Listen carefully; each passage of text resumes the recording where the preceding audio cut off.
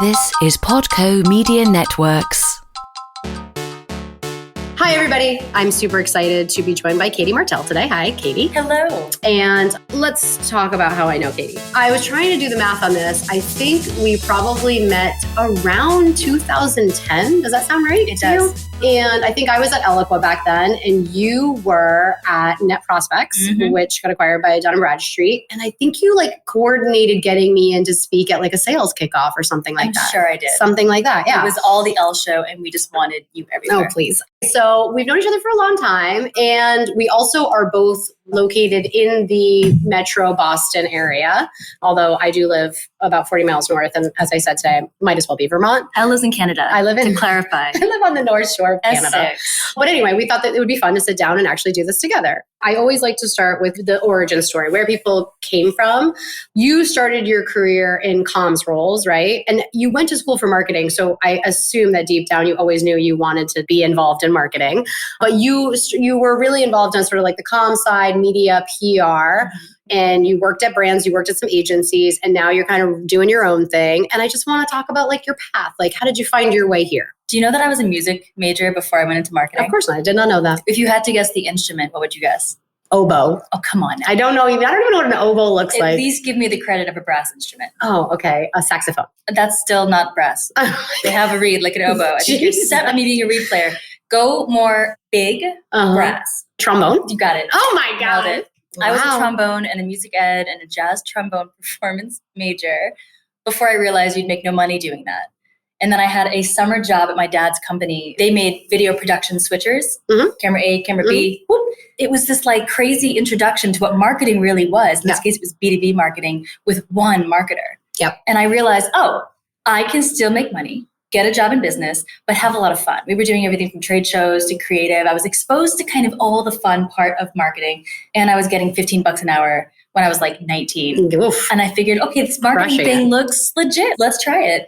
Transferred to Emerson College in Boston, studied marketing, graduated at the height of the recession, and nobody was hiring. No. Not one agency. Yeah. Not one company. I was about to give up and keep my job at a hotel, just doing a front desk gig for a bit. And then I got approached by a company on Twitter.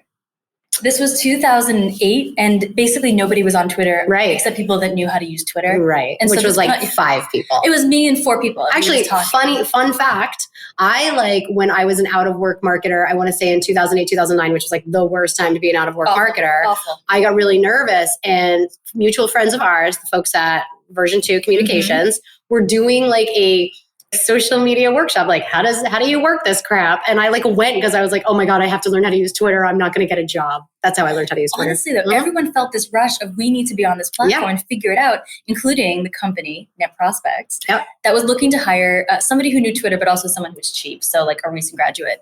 And I honestly got a LinkedIn message from, at that time, the COO, Mark Feldman. Yep. Shout out to Mark.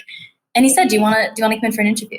And I was absolutely not. What B2B crowdsourced data? I had no idea what it meant. Right. But I met the team, and I met and you knew how to use founder. Twitter. I knew how to use Twitter, but that's pretty much all I knew about marketing. And I was so inspired by this crazy founder, Gary Hallowell, and his passion for what seemed to be the most ridiculous business idea of cleaning email addresses and verifying phone numbers. The things that people get excited about in B2B. Right? But I was so grateful for it. Yeah. It really, got me a job. Thank you. But it got me introduced to the burgeoning world of Martell. Yeah. We were selling lists. We were cleaning data for people. We were appending data. Yep. It taught me what... That turned into a huge thing. It's a huge thing. Yeah, it's still huge. 10, 11 years later, it's still a huge problem. Yeah. So that was a complete jump in the deep end of marketing. Yep. At a startup, employee number 12. Company got acquired. Yep. We doubled in size every year. My title was marketing manager when I started, but people weren't taking me seriously. I was the only marketer. So I got a director title in about 6 months. And so I was the director of Buzz. Yeah, I remember that. I was doing events, I was doing content, social, PR, and partnerships with companies like Eloqua, and that's how we ended up meeting. So thank God for Twitter. Yeah, well, blazing the trail. Can I make a confession? This has actually been weighing on me a lot lately. I'm ready. I like can't bring myself to use Twitter anymore. And it's really because it's just like one more thing. I think so much of our like I feel like LinkedIn has become the Facebook for professionals. Yep. And so like, I don't know, I get my news there, my business related news. I kind of see what's going on. Like I just Twitter, I'm just like, I can't. And my husband loves it. Like he consumes all his news. He's an artist. Well, he's an artist and he also is a news junkie. And he actually finds that's the best feed for news related stuff. And I'm like, oh, yeah, the Russians are really just someone tell me the one thing I need to know. That's it. I'm good. I just can't. I'm like, I can't do Twitter anymore. I think as a marketer. Does that make me a bad marketer? I think no. I think as a marketer, you look at the world through the lens of marketing and you look at things more skeptically. So you see Twitter and you think, this is marketing. Everything is marketing. I think my favorite marketers are inherently very, very skeptical because of this. So you're not alone. I'm so skeptical. Everyone follow on Twitter now. I hate Twitter. You will be so underwhelmed. Oh, she tweets like every 6 months. Okay, so cool. So fast forward to now. Yes. So what are you doing now? I have to say, my career from then to now took a few different zigzags. It was in-house at a PR firm, in-house at an analyst firm, started my own Martell company, which was great. That was actually fun. Entrepreneurship and me are good friends. Raising money, building something out of nothing. I really loved it. While I was there, I started speaking a little more to promote the business. I remember that. And then when, the business ran out of money and it wasn't a fit anymore, I started freelancing. And that was 2016. I was getting married that fall. I thought, let me just take a few months. I'll do some freelance gigs. I'll do some speaking. Famous last words. Just a couple months I'll do this. 3 years later. Yeah. And I mean, I've been doing it for like 5 or 6 months and it feels like an eternity. So consulting is not for everyone. Not to say it's not for you. But it's an adventure. And you and I were talking a little earlier about this, but you really do have to value certain things to be a good consultant. One of those things is freedom, independence. And that comes with ambiguity. That comes with you need to discipline. So it's really not for people that need structure or certainty. Luckily, I got married and it gave me a little bit of you got that freedom. Someplace else. Well, you know what I mean? I got that security at home. And my wife has always been super supportive. I started dating her when I started the company, the tech company, the SaaS company. And she said, go for it. We'll make it work. You can move in with me. It was like an excuse to move in together, which I was much better about. She's always just been like, go for it. Yeah. And having that means that you can do the uncertainty, the risky, everything else in your day job. If you don't have that, I wouldn't recommend adding the stress of consulting. Yeah.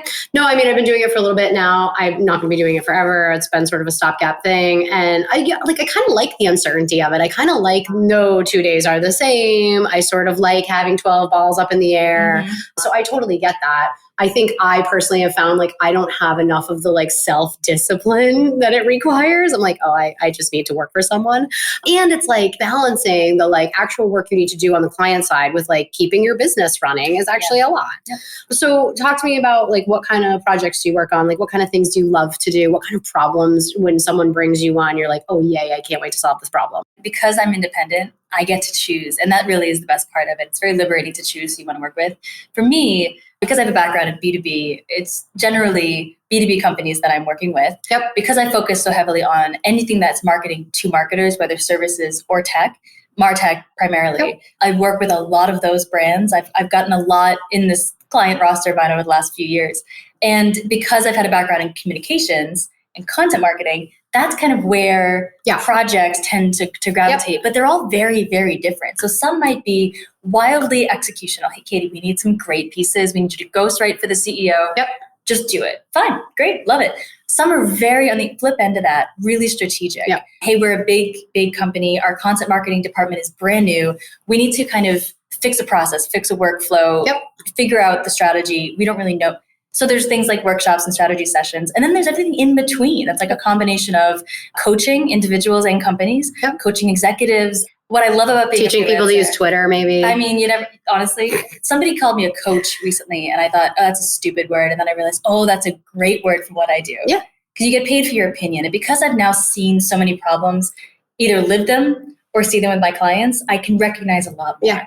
I think that's spot on. I think you hire a consultant because you need a coach, because you need somebody to like advise you and show you the path or help you navigate something you've not done before. I think that's absolutely accurate. Be a cheerleader too, in a sense of this is really hairy and this is really difficult, but you got this. Yep. I think that's underrated for a lot of consultants. You actually get hired to tell people how and what the path forward should look like. But there's this level of you need to tell them, you can do this too. Yeah. There's a level of like blind confidence faith and confidence. Now I'm going to ask you another trivia question about me.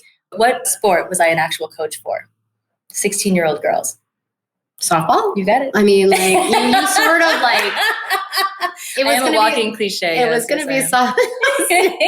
That's funny. You're funny. It's true though. So I have a coaching background and I really love the process. And now I have clients that are just individuals.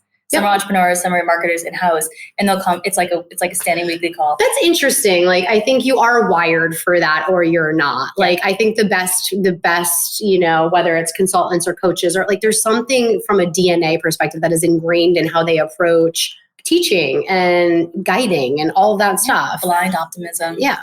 Naive confidence. Well, it's all there, I'm telling you. So I was going to ask you this question, and then I noticed this right here. It says Katie Martell, rabble rouser. It does. And you have often talked about yourself as being this unapologetic marketing truth teller. And like, what does that mean? What do you think you're out there saying that other people aren't saying? And that's exactly what the definition is. I think that we as marketers need to tell exceptional truths, not only about our own industries, but about and for the companies that we work for. Because telling the truth today, unfortunately, is a radical act. Yeah. But truth breaks through the noise. When you've told an exceptional truth, the people listening could be your buyers, it could be your colleagues. They sit there and think, oh, thank God someone else said it. Right. I have been thinking this and waiting for someone to say it. Oh, this is probably my best trait and my biggest fault. But it's why people gravitate towards you. Maybe. And it's why you're able to get shit done at work. Can you swear on this podcast? Sure, why not? Sorry for We're not on NPR or anything. Not yet. Yeah, I was going to say, think big. Uh-huh. No, but it's true. If you can tell the truth about anything, your own life in general, totally. You will progress and you will move forward. So the nickname was given to me by a colleague who was reading the post that I had written about faux feminism in marketing. Yes, we're going to talk about that. It's a huge issue. It's a huge topic. But it now I've adopted it. And because I've adopted it as a personal mantra, unapologetically telling the truth, I think my clients as a consultant, my audience when I'm a speaker, look for that as well. At least I think that they do. And so I try to deliver it. I will tell the truth about your situation, even if it sucks. And I will tell the truth about how hard a problem is going to be to solve if I'm on stage helping you solve it, even if it's hard. Yeah.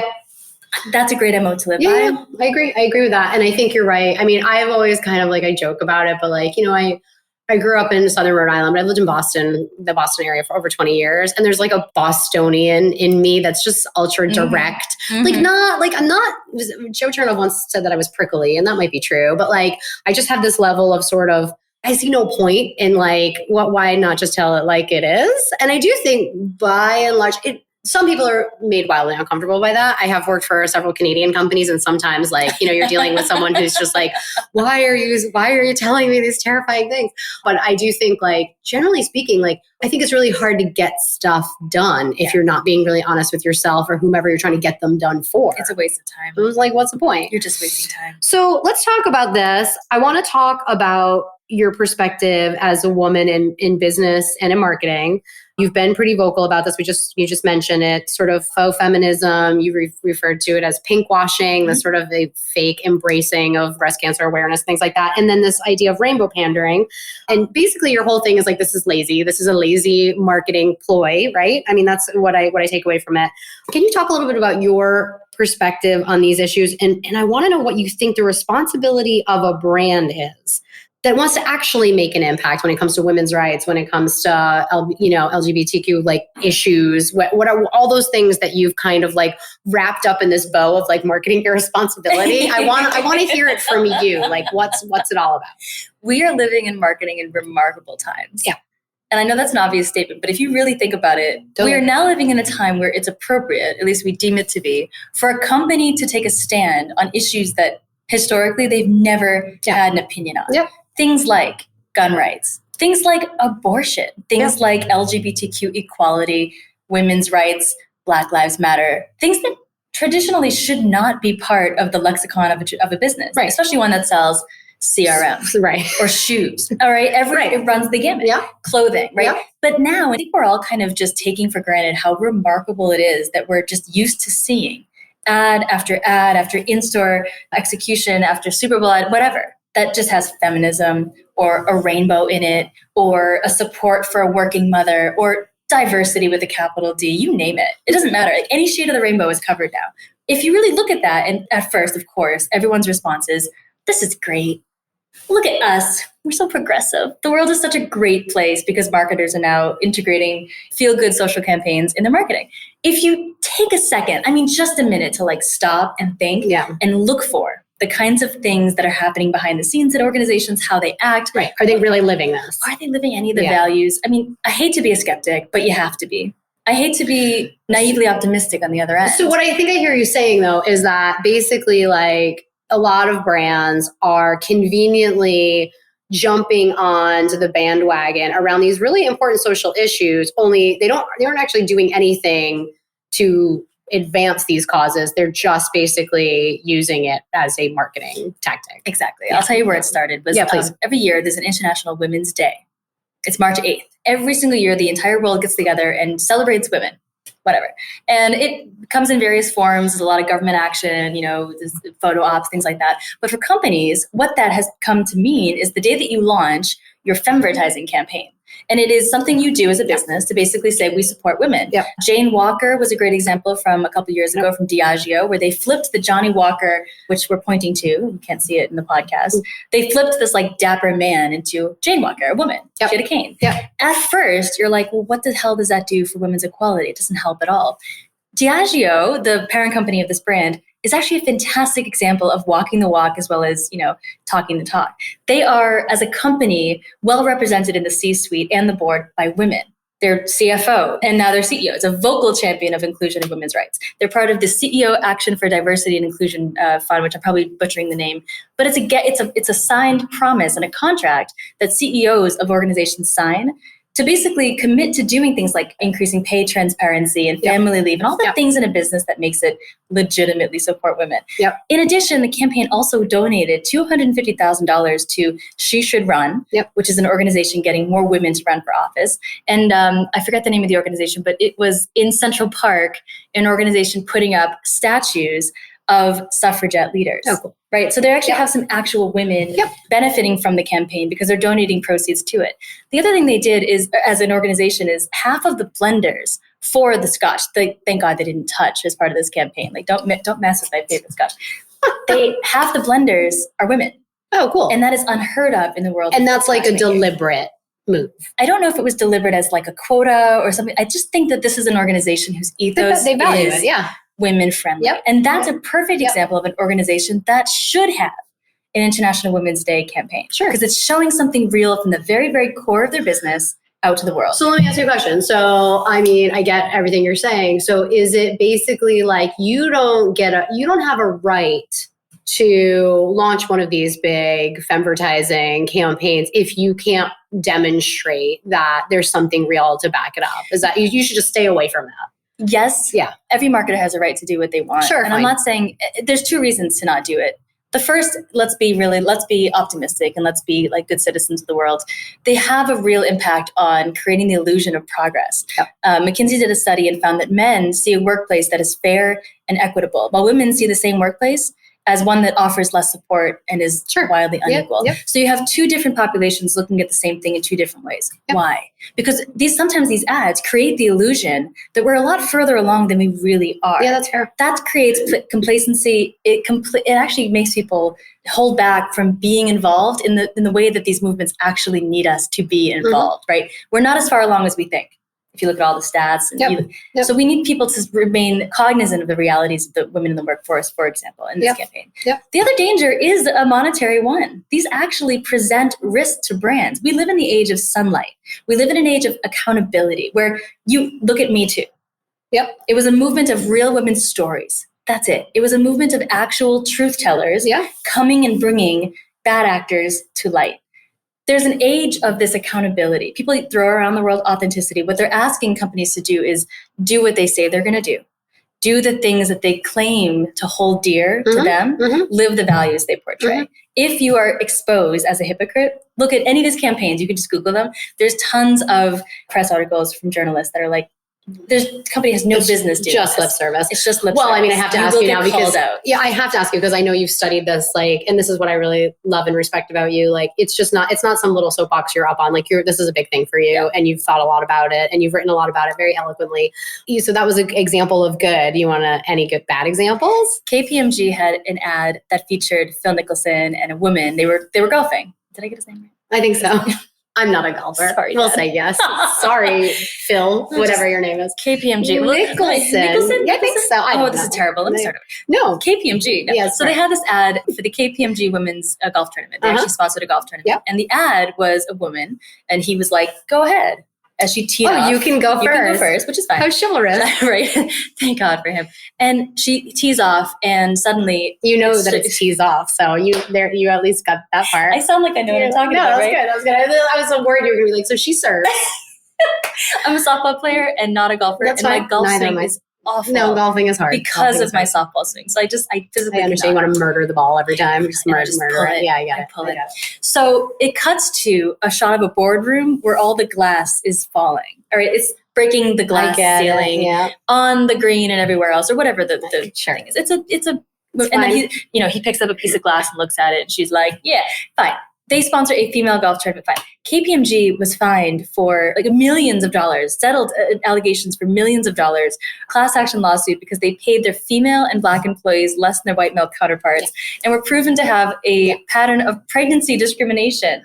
Okay, all the money. Just the fundamentals of like women's rights. Just don't be a terrible asshole to women. Don't be assholes to women. Yeah. And I found this on a website called accountingtoday.com. This did not make front page news. It wasn't big enough to be seen. So I actually believe that most people that see that ad and see the KPMG logo on this, they've got some fake idea of the like authenticity there, but don't really realize what's behind it. No, that's all very. There's unfortunately a ton of these examples. Yeah, I'm sure I could give you many. I mean, you can go to my website and find out more. But you can go to her website. There's a lot. Unfortunately, there's so many of these. No, I believe it because I do think it's been a convenient trope for businesses to be like, we care about stuff. And it's like, let's just get behind it. And now there's also like social media has given us so many of these like events, like it's a this day and a that day and things to celebrate. And so everybody's like, gonna build my Instagram campaign for whatever it is, right? They want to be part of the narrative. They want to be part of the narrative, which I get, but I also think you're right. It's like, okay, but what are you gonna do? If you're gonna be part of the narrative, then what? Like, how do you put something really behind that? Marketing is a powerful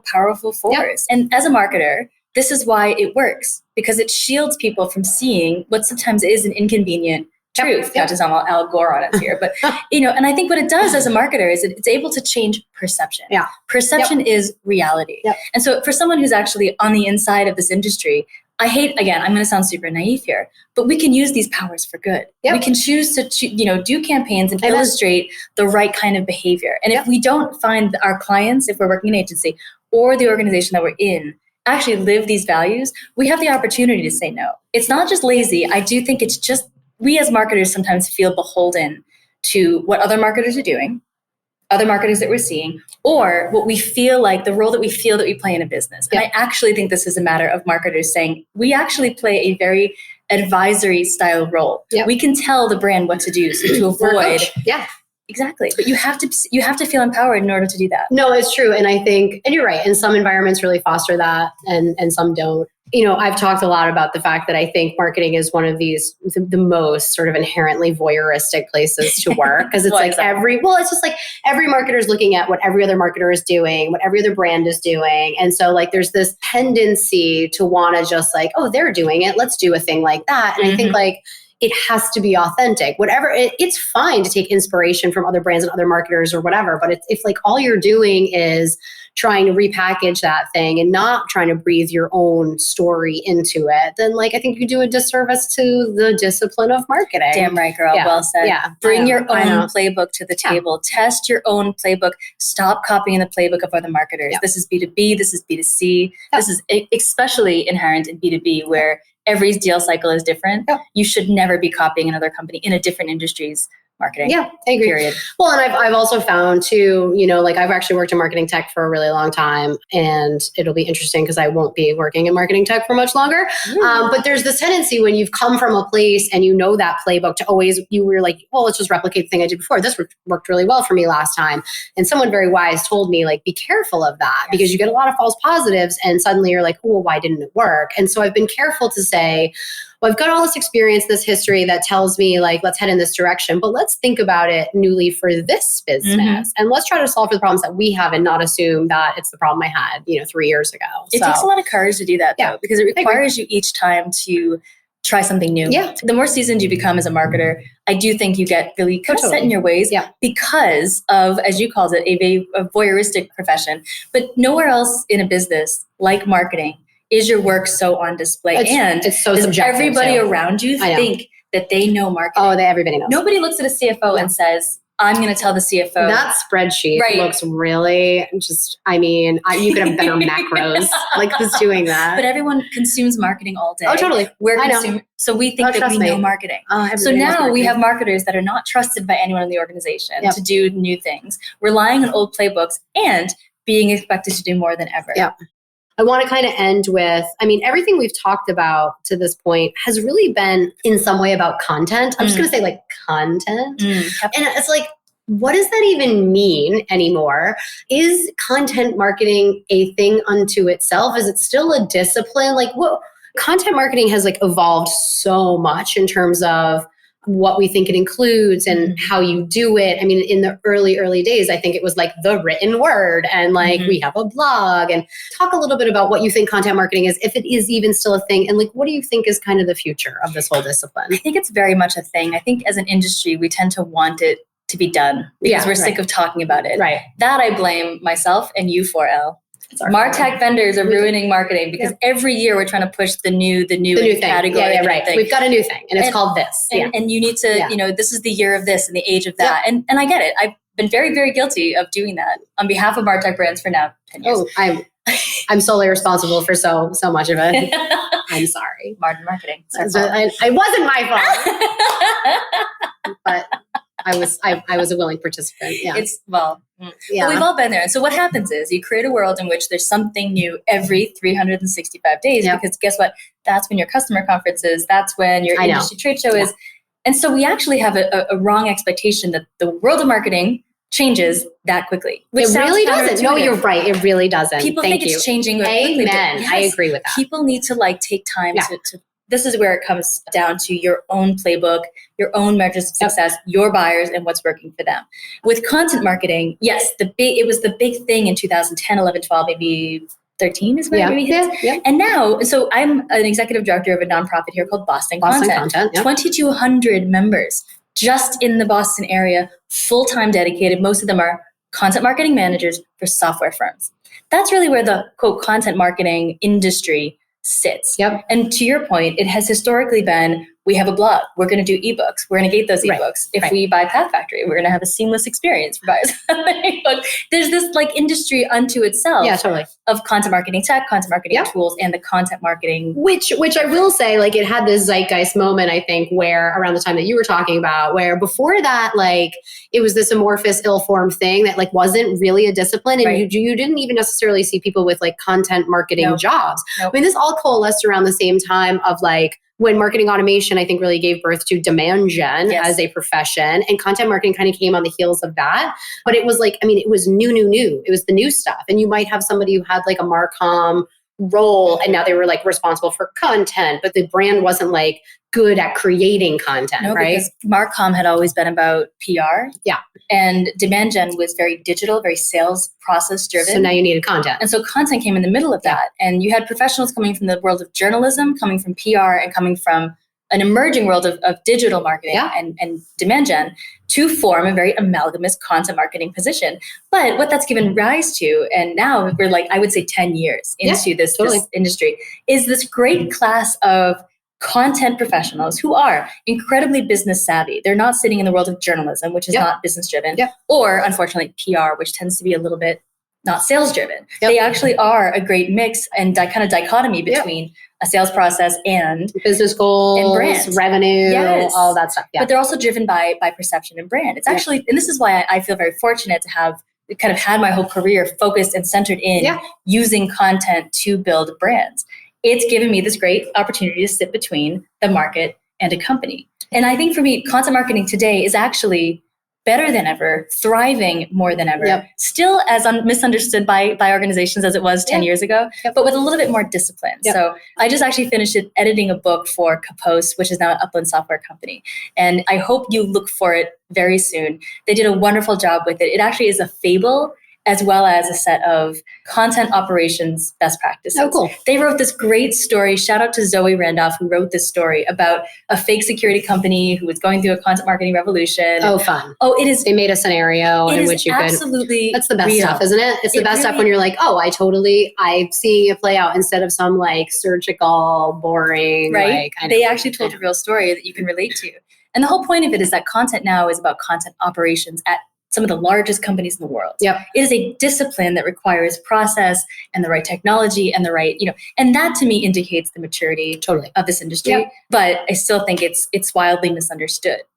Everyone has adopted it kind of the way they adopt MarTech as a silver bullet instead of as an integrated part of strategy. Yep. It's not going to look the same in every organization. You've got to bring your own playbook to it. Yep. But if you do it right, I still and always will believe that it is the future of marketing. It is great marketing. Well, it's table stakes today too, right? Like you're not building a brand and getting away without having a strong point of view from a content perspective, right? And I think you see some companies who just excel at it and do it really well. And they have this very rich, multi-dimensional thing. And they don't think of content just in terms of the written word or the ebook or the whatever. They think about content in all these different places, anywhere the buyer could be, anywhere the brand could live. And how do you then create compelling content? And again, like that can mean a lot of different things. It doesn't have to be an ebook or a podcast, or it could be an experience. I think content is this new application of where creativity lives in a business. And it really, now you have no excuse. You have so many channels to play with. Test it all, try it all. And I'm with you. I think content that is treated like an experience, I know that's a buzzword now, but if you treat it like an experience of what am I hoping somebody's going to do with this, I think is going to perform better than ever. I mean, I also think about it in terms of trust. And the more you give away, this has always been the mantra of content marketing. But I think this is the one thing that we really suck at. Trust has been the one thing that content was purported to deliver. Give away your thought leadership and buyers will recognize that you're a thought leader and they'll trust what you have to say, that you're the one to help them. And fine. But I think that thought leadership has just never actually been executed at the level it could be. And I love Edelman. Shout out to their research reports every year that show the gap. Like 88% of buyers, I'm probably going to butcher the actual quotes. Some high percentage of buyers say it is a huge part of their purchase decision. Some awful percent of the content they say that they read is actually relevant. That definition. No, not even relevant. Fits the bill of thought leadership. We cannot get out of our own way and publish the kind of stuff that for 10 years we've been trying to get companies to publish. Well, so here's what I will say. I mean, I do think there's a movement, and again, sort of this zeitgeist moment that is, and that's a big part of what I love to talk about on the podcast and why I want to do it, like B2B brands investing in the brand and recognizing content as a central part of how you actually establish a clear point of view in the market and be known for something. And that is all the work of great brand. And it's all mixed up with content today. And I do think it's having a moment. I think companies are getting hip to the fact that you can't just run some demand engine that's all about getting someone to fill out the form and download the asset and whatever. At some point, you have to be willing to say, like, it's got to be a bigger thing. We've got to have a bigger, point of view here. And we do have to, it has to be unfettered and easy. And a lot of times when you think about the best B2C brands, you're not bumping into like, fill out our form to learn this amazing thing. Or like they're just flinging it out there, giving it all away because they want you to have that experience with the brand. Exactly. I do think like there is a trend sort of going in that direction on the B2B side. Huge. We can only hope. Brand is the new big investment area for B2B because of how competitive things are and the fact that we need differentiation. It's the only way. I hope that they allow that investment in content to rise right with it. But it's what you said before. Being someone who firmly believes all of that stuff and has thought of it that way. And, my last marketing leadership role, it takes a certain amount of bravery to say, we're going to do these things, and I'm not entirely sure how I'm going to show you attribution in the pipeline or whatever, but I'm really comfortable that there's going to be some correlation with the growth of this organization, that people are going to like us more, that conversations are going to get easier, that we're going to just, organically sort of get bigger. And I've always been pretty comfortable with that. I think there's still this tendency in B2B companies to say, we've got to prove it worked. We've got to show like that the person did the thing and then became a lead and all this stuff. And it's like, I really do think that if you're willing to be brave about it and you're willing to put the stuff out there and do the very best things, it's a rising tide and you will see the impact, but you might have to get comfortable more with correlation versus causation. Yes. And you need to be comfortable with long-term plans. Yeah. I would hope that a CMO is given more time to allow these long-term plans to stick around, but often they're kicked out in 43 months. So they don't get to see the results of a long-term brand campaign. But you're right. It's about expectation setting internally and not being entirely beholden to the downfall of the revenue marketer movement, which is that we look for exact attribution for everything. When that's just not the reality of marketing. No. We can prove a lot, and we should hold ourselves accountable to proving what we're driving. What it takes is setting the right expectations as a marketing leader, so you're not setting yourself up for failure. No, totally. Sounds easy on a podcast. I think it's about marketers realizing the impact of a long-term brand. The words like air cover, words like trust and loyalty and brand awareness, they all still, like I said, marketing doesn't change that much. They still have a role. We have to be willing to prove the value of other things elsewhere. I'm with you 100%. I think that, easy. Just go do it. That's another podcast. That's a totally other podcast. Maybe we'll do that podcast. Not me. So this has been really fun. It is called The Further Podcast, and it is about pushing marketing a little bit further, which I think is a lot of what we talked about today. And thank you for letting me come crash your space here. And that's a wrap. Thanks for having me. Yeah. Appreciate it. No, thanks for doing it.